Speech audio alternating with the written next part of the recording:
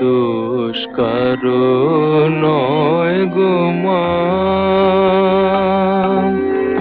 আমি সখাত সলিলে ডুবে মরি শ্যামা, দোষ কারো নয় গো মা, দোষ কারো নয় গো মা। আমার ধর্ম হলো কোদণ্ড স্বরূপ, পুণ্যক্ষেত্র মাঝে কাটিলাম কূপ।